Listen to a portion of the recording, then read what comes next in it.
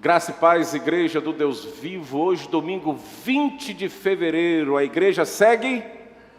Graças a Deus. Está alto não? Está muito alto? Está tranquilo? Posso gritar um pouquinho mais? Pelo menos passou no teste, né? Irmãos, nós durante a semana, nós falamos sobre um tema do Deus presente. O Deus que está conosco em todo o tempo da nossa existência. E nós falamos na quarta-feira que se a igreja ou as nossas vidas fosse uma escola, e a cada momento nós pudéssemos fazer uma chamada e chamar pelo nome do Senhor Jesus, Ele logo de imediato falaria para nós e responderia, presente.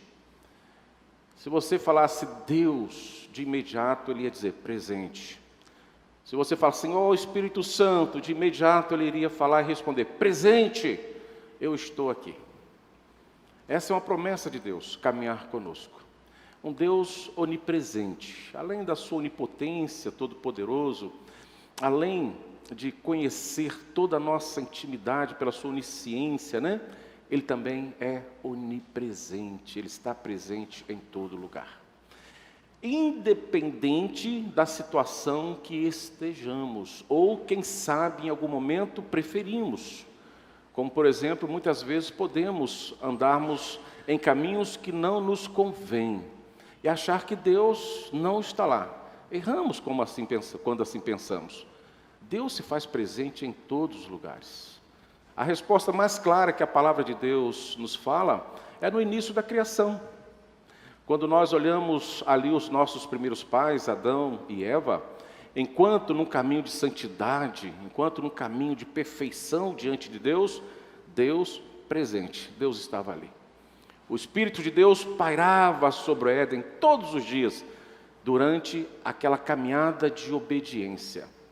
Mas quando nós percebemos que os nossos pais não mais obedeceram a Deus e preferiram a desobediência do que a obediência, Deus também se fez presente. O Éden foi ali agraciado pela presença de Deus quando os homens pecaram e já estavam em condições de pecadores. Deus estava ali. Deus está presente. Mas naquele segundo momento, Deus se fez presente como juiz. E já tinha em suas mãos a sentença, pela qual nós conhecemos através da palavra de Deus, registrado no livro de Gênesis, aonde os nossos pais, pelo seu pecado, receberam a sentença de Deus. Então Deus se apresentou ali, naquele lugar do Éden, não mais tão puro e santo e perfeito, porque o homem tinha assim errado e pecado, ele aparece ali como o justo juiz. Então em algum momento da nossa caminhada, se nós estivermos num caminho de santidade, de obediência, Deus, Ele vai falar, presente, eu estou aqui. Mas mesmo que você não grite por Deus, está num caminho errado, Deus está lá, olhando, e vou falar só para você aqui dentro, anotando os nossos comportamentos, nossos pensamentos, as nossas atitudes, para que isso seja para nós juízo naquele grande dia. Nada será esquecido por Deus das nossas transgressões. Então aqueles que preferem andar no caminho que acha que está longe do olhar de Deus, se engana. Então eu aconselho nesta noite, antes mesmo do sermão, volte para Jesus, volte para o caminho certo, porque Deus é um Deus presente em todo o lugar, em toda e qualquer situação pela qual estejamos vivenciando. E nós hoje vamos estar nessa caminhada, dessa presença de Deus, e agora diante das palavras e das promessas do próprio Senhor Jesus, que está aí registrado lá em Mateus 28, versículo 20, onde eu convido a você para lermos juntos esse pequeno versículo da palavra de Deus. Mateus 28, 20, nós vamos ver Jesus falando, eis que estou convosco todos os dias até a consumação do século. Vamos ler todos juntos? Ensinando-os a guardar todas as coisas que vos tenho ordenado. E eis que estou convosco todos os dias até a consumação dos séculos. Deixa o texto aí no versículo 28, capítulo 28, 20. E eu quero considerar, antes de nós começarmos a falar do tema, eu quero considerar esse pequeno versículo.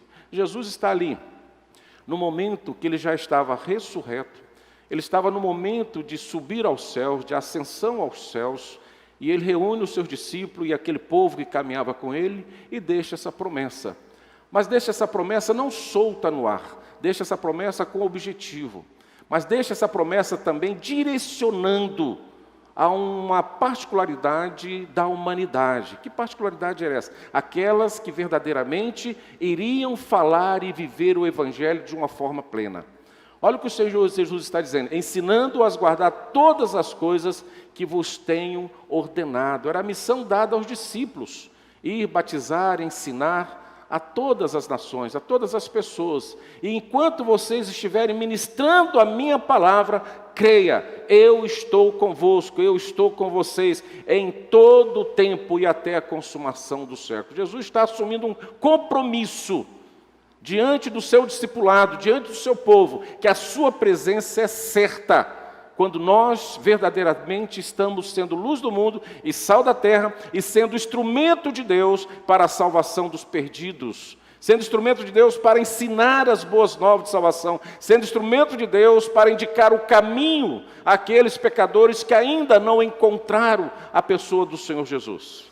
Se nós estivermos diante deste comportamento, nós vamos contar com a presença de Deus, contar com o apoio de Deus, e Ele estará certamente agindo de forma tremenda e poderosa, não economizando esforço para nos ajudar em nossa caminhada, em todo o tempo da nossa existência na face da terra. E Jesus diz: eu estarei sempre com vocês, eu estarei sempre convosco até o fim dos tempos, até a consumação dos séculos.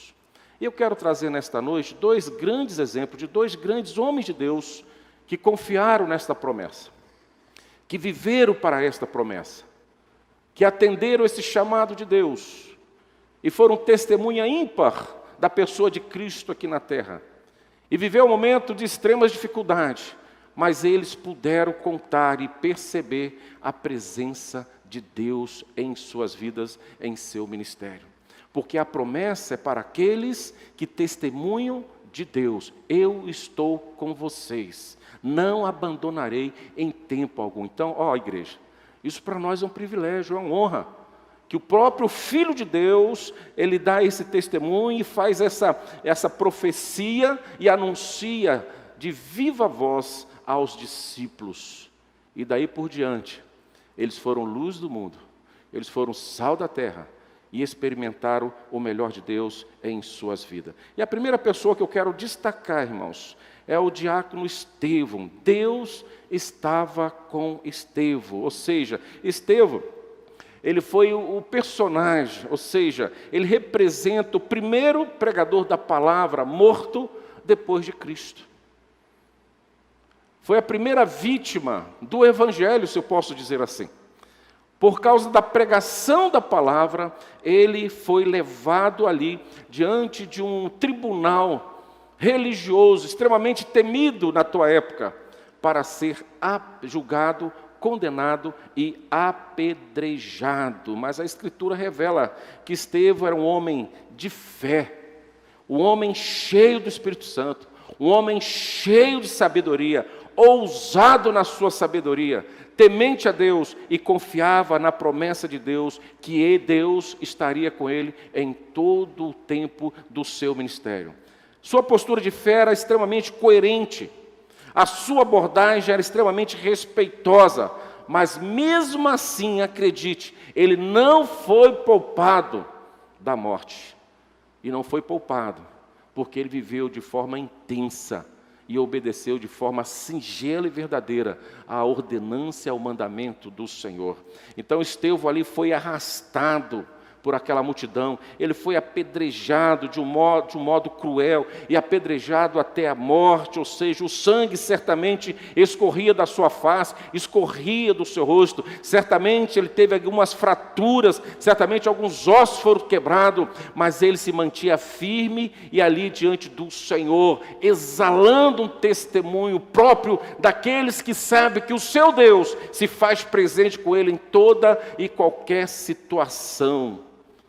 E diante deste apedrejamento que resultou na sua morte, Estevão foi sucumbido e assim morreu diante dos seus algozes. Estevão era um pregador ímpar, foi um homem extremamente diferenciado na história da igreja primitiva. Entretanto, esse santo homem de Deus não foi poupado de um sofrimento, e um sofrimento que o levaria à morte. Logo, irmãos, mesmo contando com a presença de Deus, mesmo nós nos envolvendo intensamente com os mandamentos de Deus em obediência, se nós nos envolvemos, por exemplo, com a oração, se vivenciamos e temos uma vida de oração, se nós também vivenciamos e nos aprofundamos todo dia na leitura da palavra de Deus, tentando assim conhecer a essência de Deus através da sua palavra, mesmo que venhamos a ter um testemunho singular diante das pessoas e que as pessoas tenham um bom testemunho de nós sempre iremos passar por algumas dificuldades, por algumas turbulências, e assim pode gerar em nós algum sofrimento. Sim, existe mesmo diante de nós situações trágicas, situações que não temos explicações, e a única explicação que cabe ao meu coração e o que eu posso falar é que são homens que viveram para glorificar a Deus em todo momento da sua existência, ousaram em servir ao Senhor com fidelidade, ousaram em andar no caminho que era o caminho que Deus tinha preparado para as suas vidas, e mesmo nesse caminho, encontrando as tribulações, por mais cruéis que foram para eles, não foram suficientes para retirá-los do caminho e da presença do Senhor. Homens que creram verdadeiramente que o Senhor estava com eles e eles estavam prontos para pagar o preço por amar a Deus e testemunhar desse Deus em todo o tempo. Não seria diferente conosco nos dias de hoje. Não será diferente com a igreja do amanhã. O preço do Evangelho muitas vezes é cobrado de forma cruel e violenta, é um preço extremamente caro. É um preço de sangue. Se nós olharmos para o cristianismo e a história do cristianismo, nós vamos perceber isso. Que com Jesus na cruz, o sangue derramado, e depois com o sangue dos discípulos, dos apóstolos derramado, o preço do Evangelho que chegou até nós foi um preço de sangue, por homens que caminharam verdadeiramente com Deus, e sofreram com esta vida, e sofreram a pena de morte, mas não negaram esse Deus. E não será diferente muitas vezes conosco. Muitas vezes na nossa caminhada temos as dificuldades, temos as adversidades, temos diante de nós toda uma série de turbulências que nos leva a muitas vezes a pensar se Deus realmente está conosco. Quando as coisas parecem chegar ao fim, irmãos, muitas vezes esse pensamento negativo chega até nós. Queremos desistir, não suportamos as dificuldades, queremos parar na caminhada, queremos retroceder e esquecemos que a promessa de Cristo é que Ele estaria sempre conosco e que a promessa dele é que o Senhor nos poupasse da morte, mas não nos retirasse desse mundo, ou seja, nós ganhamos como prêmio de sermos fidedignos ao Senhor as turbulências da vida presente. Por isso que nós, como povo de Deus, enfrentamos as turbulências, enfrentamos a pandemia, enfrentamos as tragédias naturais, comum a todos, mas sempre com um diferencial. Que diferencial é esse? Deus está presente conosco, isso nos fortalece. Mesmo quando olhamos para o futuro e o futuro está um pouco turbulento, cinzento, nos leva a uma certa insegurança, mas quando olhamos para Deus, olhamos Ele dizer ao nosso coração, vá em frente, porque eu estou convosco em todo o tempo da nossa vida. E o que levou à consequência da morte de Estevão? Olha que bênção. A morte de Estevão produziu o início missionário da igreja.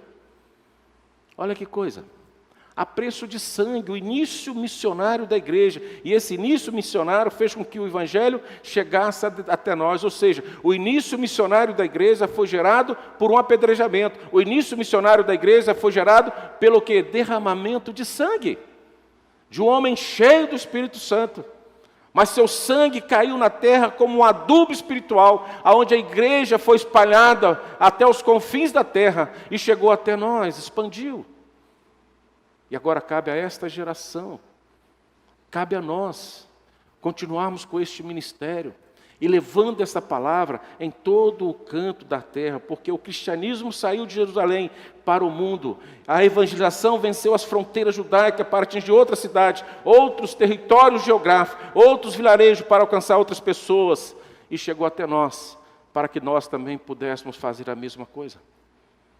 Esse preço de sangue missionário precisa nos impulsionar a sermos missionários nos dias de hoje, mesmo que por isso muitas vezes precisamos passar por momentos de dificuldade, turbulência, mas isso em nós, nos faz um efeito positivo de encarar as dificuldades, sabendo que o Senhor Jesus está conosco em todo o tempo da nossa existência. Homens não se deram por vencidos diante das tempestades, das tribulações. Homens não se deram por vencidos diante das ameaças, porque confiava plenamente na presença de Deus.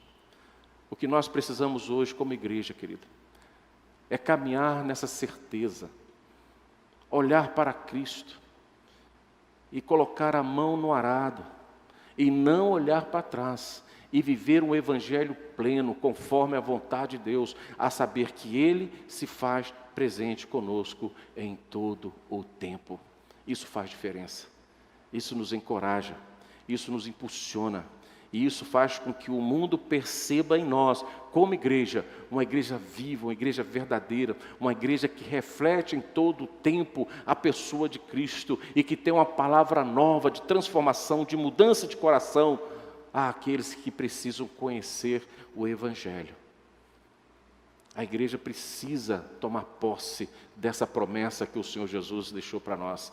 Eu estarei sempre com vocês em todo o tempo.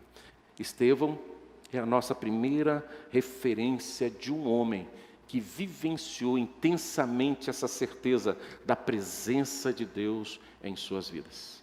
Foi morto pelos homens, mas ressuscitado pelo Deus vivo, e está na eternidade com esse Deus. Essa é uma diferença daqueles que verdadeiramente em vida testemunham da presença de Cristo em todo o tempo. E o segundo personagem que eu trago para nós nesta noite, a exemplo de Estevão, eu quero trazer o grande missionário também, Paulo. Quando nós olhamos a carta de 2 Coríntios, capítulo 11, do versículo 23 a 28, irmãos, nós vamos ver uma declaração singular de um homem que se envolveu com Deus, depois que Deus se apresentou para ele e conheceu a Deus, o homem que viveu uma caminhada de extremo sofrimento, mas não desistiu de se aproximar de Deus.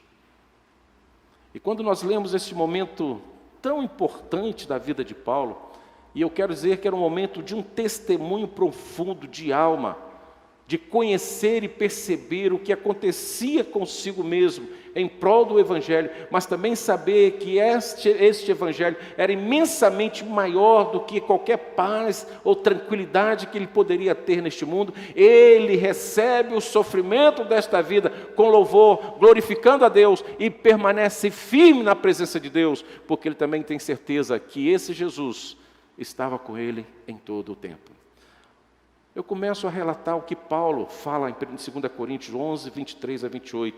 Ele diz assim: falando como se estivesse fora de mim, afirmo que sou ainda mais. Em trabalhos, muito mais. Em prisões, muito mais. em açoites sem medida, em perigos de morte, muitas vezes. 5 vezes recebi dos judeus 40 açoites menos um. 3 vezes fui açoitado com varas. 1 vez fui apedrejado.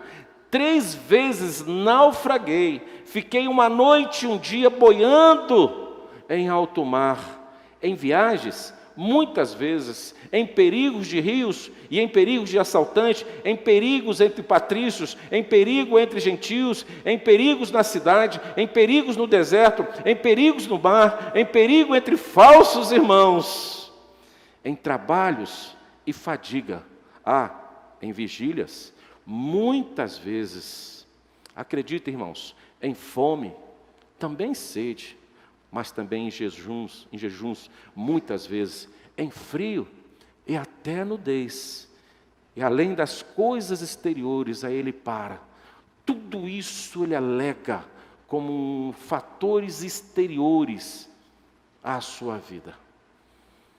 Fatores que ele sofreu na carne, na pele.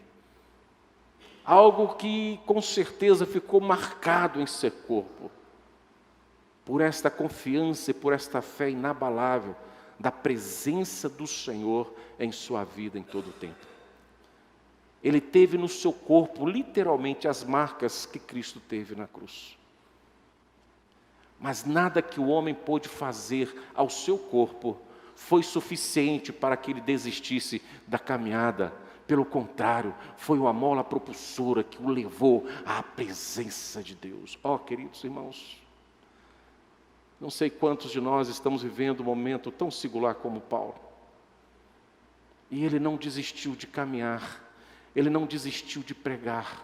Ele tinha um objetivo, ele tinha uma certeza, ele tinha uma fé, ele tinha uma convicção. E ele permaneceu neste caminho que Deus apresentou para ele. E ele caminhou fielmente, mesmo sofrendo no corpo, fora do corpo ali, como diz, no exterior do seu corpo, tremendas tribulações, consequência do seu amor para com Deus.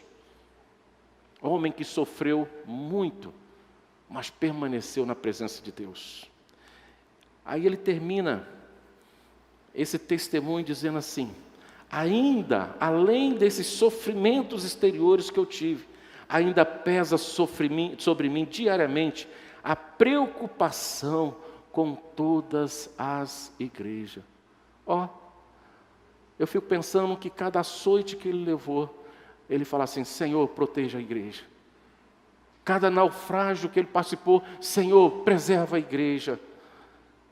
Cada momento de dificuldade, de fome, de sede, e muitas vezes injustiçado, ele clamava: Senhor, prospera a igreja. Em meio ao sofrimento, ele voltava para o seu ministério, como chamado por Deus para pastorear o seu povo. E isso ele não abria mão, em hipótese nenhuma, por mais que o seu corpo sangrasse, por mais que ele gemesse, por mais que ele fosse dado como morto, diante de tamanha e absurda agressão, ele no seu íntimo, ele só glorificava a Deus e intercedia: Senhor, abençoa a igreja, que a igreja prospere, que a igreja avança, e que se a igreja avança, o seu nome é elevado, o seu propósito é concluído. Qual tem sido o seu sofrimento? O que nós temos sofrido no corpo por amor de Cristo? O que as pessoas têm olhado para nós e têm olhado e enxergado as marcas de Cristo? É lamentável, irmãos, que às vezes um olhar de um irmão dentro da igreja é suficiente para alguém nunca mais voltar dentro da igreja. Só isso. E olha que não tiramos nenhum chicote para dar 45 chicotadas em alguém. Mas às vezes uma palavra faz com que nós abandonamos o Evangelho. Talvez no momento de oração, de angústia, sendo ali nós pressionados pelas tribulações do dia presente, e oramos 1 vez, 2 vezes, 3 vezes, Deus não se manifesta, desistimos de Deus, e vamos tentar outras soluções.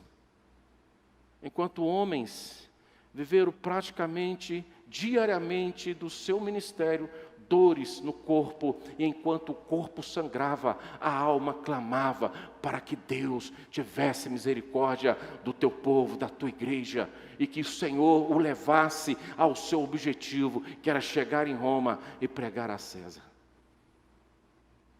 O corpo marcado, mas a alma limpa.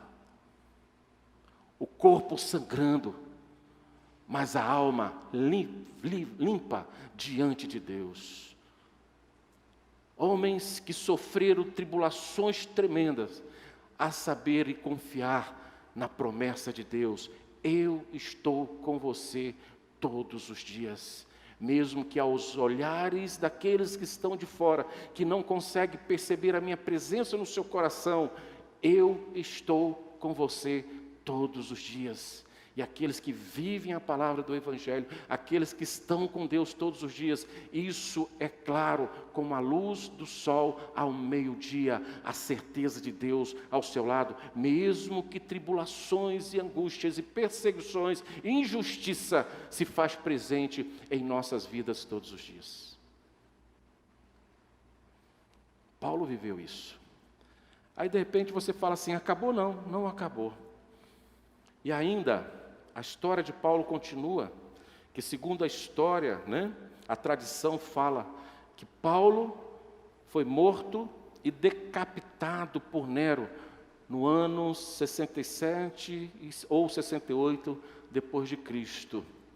E segundo os comentaristas diz que isso é bem provável, porque o imperador Nero foi um dos mais cruéis governantes de todos os tempos. E Paulo viveu neste momento, mas por amor a Cristo. E isso é tremendo para nós, irmãos. Precisa ser uma base sólida para a nossa caminhada. Em todo o tempo, depois da sua conversão, ali no caminho de Damasco, quando ele vê a luz que brilha, que é Jesus se apresentando para ele, Paulo viveu em sofrimento na carne, por amor de Cristo, até a sua morte. Até a sua morte.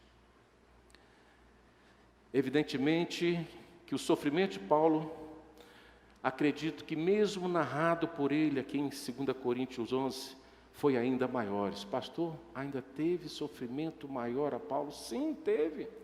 Maiores do que este que mencionamos em 2 Coríntios capítulo 11, nós podemos perceber lá que em 2 Coríntios capítulo 12, versículo 7, diz que ele teve que suportar um espinho na carne, mensageiro de Satanás, para que não se ensoberbecesse, para que não se orgulhasse, para que todo momento fizesse com que ele pudesse lembrar que ele era carente da graça de Deus, que ele precisava muito de Deus. Imagine viver uma vida sentindo na alma, Deus, as figadas de uns espinhos, que nós não sabemos o teor e não o que é, mas que profundamente o incomodava, que ele mesmo narra que por 3 vezes orei e o Senhor o respondeu: a minha graça te basta. Ou seja, Deus fez com que Paulo caminhasse em meio a sofrimento e tribulações, e ainda uma marca profunda na sua alma, de um espinho na carne, que não o largava em tempo algum, mas o fazia lembrar de quem ele era, mas também fazia ele lembrar de quem era o seu Deus. Ele caminhou com esse espinho até a sua morte. Ele vivenciou esse espinho que o incomodava profundamente. E por 3 vezes ele orou, e 3 vezes ele recebeu a resposta: a minha graça te basta. Tem mais coisa também. Se nós olharmos lá, Atos 20, 22 a 23, nós vamos ver que ele teve que se separar de amigos. E a primeira motivação que veio dessa separação foi por causa do seu ministério. O seu ministério o levou a separar dos seus amigos. Que homem, irmãos, que vivenciou na sua vida profundas lutas, tribulações, e permaneceu firme no Evangelho, crendo que Deus, através de Jesus Cristo, com a ação plena do Espírito Santo, se fazia presente com ele em todo o tempo da sua vida.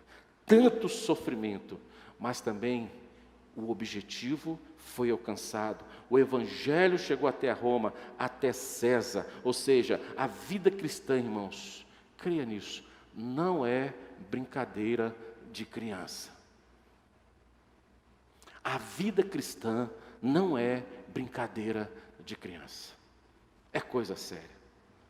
Mas é o melhor caminho por nós a ser trilhado. É o caminho que está a favor de Deus e não na contramão de Deus. Por mais que possamos ter na nossa própria carne as marcas desse sofrimento em amor ao Evangelho. A vida cristã não é brincadeira, mas é o caminho de Deus. Ainda que o mundo também se levante contra nós, e muitas vezes com ações de cobiça oferecida a nós, nos tente desencorajar a todos nós a seguir a Cristo Jesus nesse caminho tão estreito que amanhã estará mais estreito ainda. Mas esse é o melhor caminho para que todos nós possamos encontrar com o seu Deus. Que possamos assim nos espelhar em Paulo, nos espelhar em Estevão, grandes homens de Deus, que não se abateu pelos sofrimentos do caminho, mas confiaram na promessa do Senhor Jesus: eu estarei sempre com vocês até o fim dos tempos. Estamos vivendo tempos difíceis, mas nós precisamos trazer à nossa memória esta verdade. E essa verdade precisa produzir em nós encorajamento. Essa verdade precisa produzir em nós mudança, transformação de vida. É possível sim sofrermos, mas através do nosso sofrimento, Deus vai fazer com que os objetivos do Evangelho sejam alcançados. E se o objetivo do Evangelho foi alcançado, o seu objetivo diante de Deus também será alcançado, porque Ele estará conosco em todo o tempo da nossa existência. Ele não abandona os seus filhos em nenhum momento. Cabe a nós confiar e continuar caminhando, e confiar nessa promessa como se fosse para nós hoje, como o Senhor Jesus estivesse nesse momento retornando aos céus e olhando para nós, igreja do tempo presente, e dizendo para cada um de nós: eu estarei com você até o fim dos tempos. E ao sair desta reunião, desse momento de consagração diante do Senhor, encorajados, impulsionados a viver o Evangelho que glorifica a Deus e mostra ao homem ao pecador, que eles estão errados e que precisam retornar ao caminho do Senhor. É por isso que nós precisamos enfrentar as mazelas deste mundo. É por isso que nós precisamos ser encorajados a dizer não ao pecado e amar ao pecador acima de todas as coisas, e desejando profundamente que ele se converta e volte a caminhar nos caminhos do Senhor.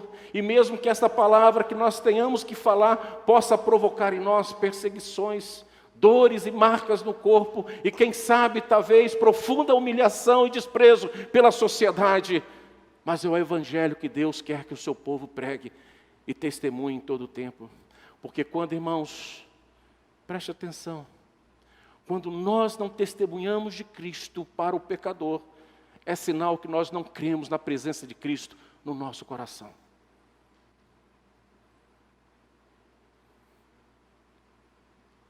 Quando passamos um certo tempo da nossa vida sem anunciar Cristo a um pecador, é como se nós pudéssemos viver um tempo da nossa existência sem a presença de Deus.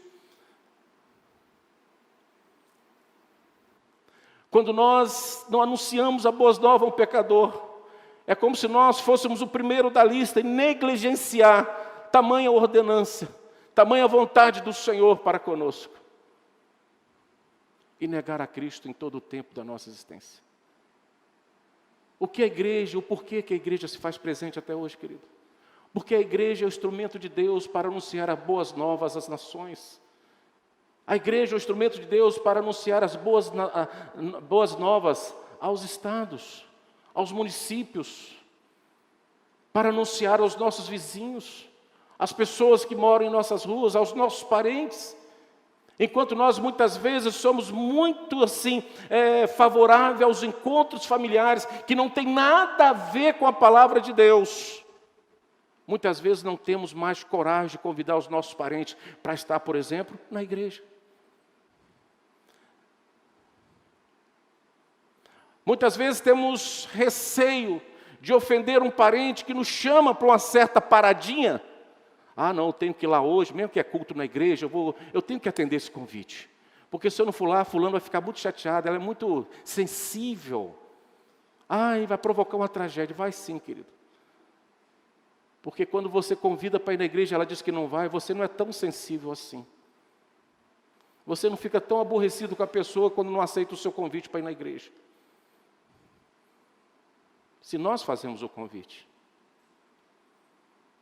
Ou seja, em nome de Jesus, com muito carinho para o seu coração, muitas vezes não queremos magoar as pessoas desta vida, sem perceber que estamos negando a nossa fé em Cristo Jesus. Temos mais medo do comportamento de alguém que está aqui em nossas vidas, de um parente, de um amigo, porque não aceitamos um convite, uma proposta, para estar num ambiente que não nos convém, do que aceitar o convite de Deus para estar na congregação dos justos. Muitas vezes não temos coragem de decepcionar alguém, e muitas vezes temos coragem para decepcionar, se eu posso assim dizer, o próprio Deus. A quem nós queremos decepcionar, irmãos? Qual é a nossa preferência? Esses homens, Estevão, Paulo e tantos outros, preferiram honrar a Deus e a sua palavra acima de todas as coisas, tendo o evangelho marcado no seu coração e na sua alma, do que ficar ali pairando nas propostas do mundo. Muitas vezes com o coração indefinido, se queremos Deus ou não queremos Deus. Se queremos viver esse evangelho ou não queremos viver esse evangelho intensamente. E muitas vezes achamos que nós estamos plenamente sozinhos nas nossas decisões. Se assim pensamos, erramos. Se assim nos comportamos, erramos. Porque Deus tem nos garantido que Ele estará conosco em todo o tempo. E eu volto a lembrar o que aconteceu no Éden. No primeiro momento, Adão, Eva, santo, perfeito, de acordo com a vontade de Deus. Deus estava ali. No segundo momento, Adão, Eva, os mesmos personagens, agora desobedientes, pecadores, recebendo a presença de Deus, mas agora um Deus justo juiz, já com a sentença nas mãos. É assim que Deus vai aparecer diante de nós depois desta promessa que Ele deixou para nós. Enquanto respiramos, Ele está presente conosco, nos conduzindo. Mas quando deixarmos de respirar, né, Salomão? Quando não puder mais buscar o ar, o oxigênio, para fazer os nossos pulmões trabalharem um pouco mais, aí nós vamos estar diante daquele que já tem a sentença em suas mãos. Quando Ele abrir a sua mão esquerda, Ele estará com tudo perfeitamente já julgado e vai dizer: afastai de mim, maldito, eu não vos conheço. Eu não vos conheço. Porque vocês não creram na minha palavra, não praticaram a minha palavra, esqueceram que eu sou um Deus presente em todo o tempo, que eu estou em todo lugar, como nós vimos na quarta-feira no Salmo 139. Em todo canto, em todo lugar. Mas quando Ele abrir a mão direita e apontar para a sua direita, Ele vai dizer: vinde, bendito dos meu Pai, que venceram as tribulações, venceram as perseguições, venceram as injustiças, venceram todo o projeto mundano deste mundo para fazer com que você abandonasse o caminho. Você não desistiu do caminho, você permaneceu. Então agora vinde, porque eu te conheço perfeitamente e você honrou o meu nome em todo o tempo, não me rejeitando, não retrocedendo, não desistindo do caminho, mas pelo contrário, avançando até a consumação do século, crendo que eu sempre estive presente em você, te conduzindo e te segurando, para que você atingisse o seu objetivo. E sabe qual é o nosso objetivo, querido? É o céu. Qual é o seu objetivo por estar hoje aqui na igreja? Se você veio na igreja hoje com outro objetivo que não seja o céu, você errou o endereço. Errou o endereço.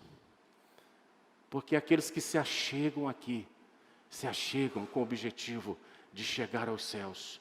E o caminho que nos leva aos céus é Jesus. E é por isso que Ele mesmo declarou: eu estou com você em todo o tempo, para sempre, para que você e eu, nós não venhamos a errar o caminho. Parabéns, glória a Deus, você acertou o caminho para a sua vida. Você está diante de Deus, no lugar certo, diante do Deus certo, e fazendo a coisa certa. Glória a Deus, que Deus continue te abençoando, te incentivando, para que você não desvie deste caminho em tempo algum, por mais que as propostas venham, por mais que as ameaças venham, por mais que você seja perseguido por amor desse evangelho, você não desista desse caminho, porque este é o caminho que você vai chegar a Deus. A dificuldade virá, é verdade. Como nós vimos na vida de Estevão, de Paulo, vimos na vida de muitas pessoas, até do próprio Cristo. Até mesmo, muitas vezes nós vamos sofrer por crer nesse Deus de uma forma tremenda. E como aconteceu com Estevão, aconteceu com Paulo, aconteceu com Jesus, já aconteceu com muitas pessoas, inúmeras pessoas que viveram com excelência a palavra de Deus, também virá a morte. A morte também vai chegar. A morte vai aparecer. E essa semana, irmãos, diante daquela tragédia natural, lá em Petrópolis, antes de tantos testemunhos que eu ouvi, as pessoas falando, o que mais me chamou a atenção foi de uma jovem, que ela, quando foi dar a entrevista, ela falou algumas verdades. A primeira verdade que ela falou: gente, ame as pessoas. Gente, ame a família. Preserve a família. Viva intensamente na família. E sabe qual foi a segunda grande verdade que ela falou? Olha, ame as pessoas, ame a família, porque a morte vem como um estalo. Foi isso que eu presenciei. Quando eu olhei aquela terra descer, aquela água aparecer, todas as minhas amigas e alguns parentes que moravam ali morreram no estalo de dedo.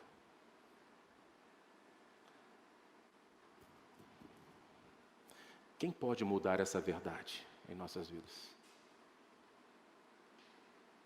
Ninguém. Apenas um: Deus. Apenas Deus. Então a morte virá, querido. A morte virá.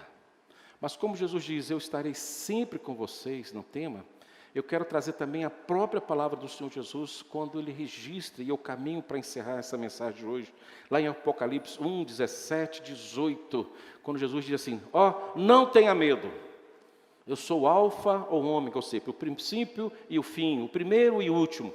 E Ele declara: sou aquele que vive. Primeiro Ele fala: não tenha medo, sou aquele que vive.